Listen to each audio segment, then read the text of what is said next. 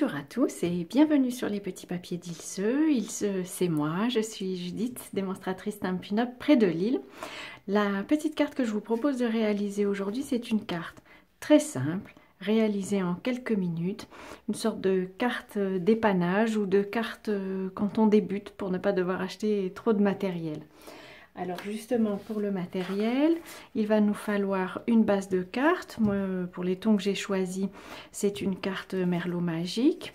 Donc à la taille normale, c'est un A4 coupé en deux à 14,85 cm et cette demi-feuille est pliée à 10 cm et demi.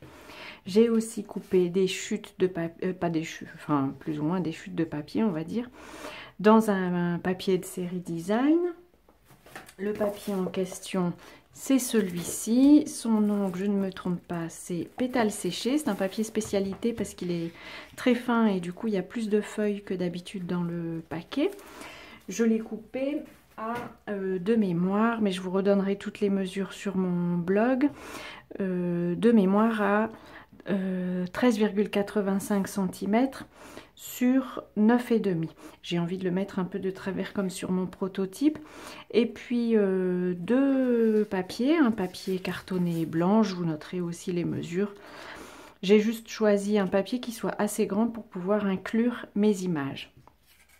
Pour réduire à nouveau le besoin en matériel, j'ai donc pris un seul set de tampons qui s'appelle Aime ce que tu fais. Je l'aime beaucoup, j'aime beaucoup les illustrations. On peut faire de jolis effets qui sont très simples.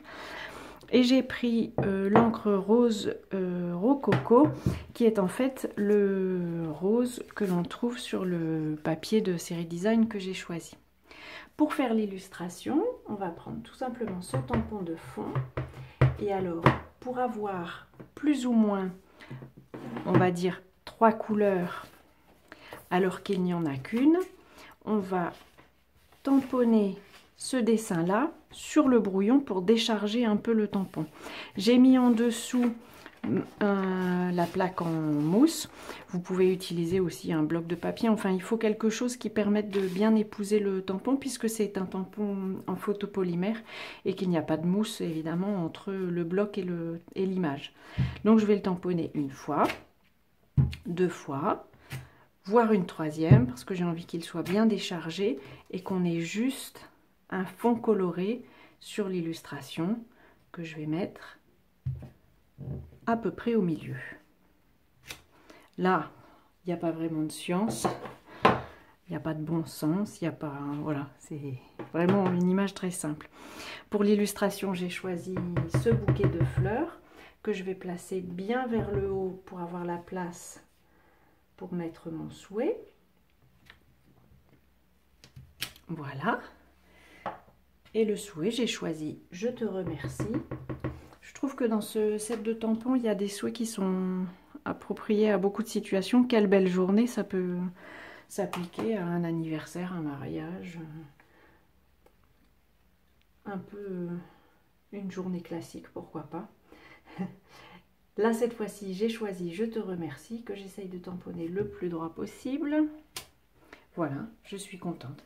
Et voilà, le tamponnage est terminé. Comme quoi, ça peut vraiment être simple. Je vous ferai la liste de tout le matériel et du coup que ça représente. Je colle cette petite feuille avec mon snail. Voilà. Alors le snail, c'est pareil, hein, il n'y a pas forcément besoin de beaucoup. Il peut être très économique. Voilà. J'ai envie, comme sur mon prototype, de découper, de poser mes feuilles un peu de travers pour ne pas être à la stricte horizontalité. Je ne sais même pas si le mot existe. Un peu d'originalité dans la carterie, ça fait du bien de temps en temps. Donc voilà, je le colle un peu en biais. Et puis je vais coller l'image tamponnée en biais mais dans l'autre sens, mais j'ai envie de lui donner un peu de dimension, donc je vais mettre des Stampin' Dimensionals. C'est une des fournitures que j'ai acheté rapidement quand j'ai commencé la carterie parce que je trouve qu'elle donne un effet tout de suite marquant pour la personne qui reçoit la carte. Ça donne un peu de dimension. Et en même temps, le bloc de Stampin' Dimensionals, le paquet le coût de revient n'est pas énorme. Alors je vais juste veiller en mettant ma carte de travers à ce que tout le tour de la carte soit quand même sur le côté plus clair, puisque cette fois-ci, pour limiter les coups, j'ai utilisé la même couleur pour le matage de mon illustration. Je vais bien plier ma carte.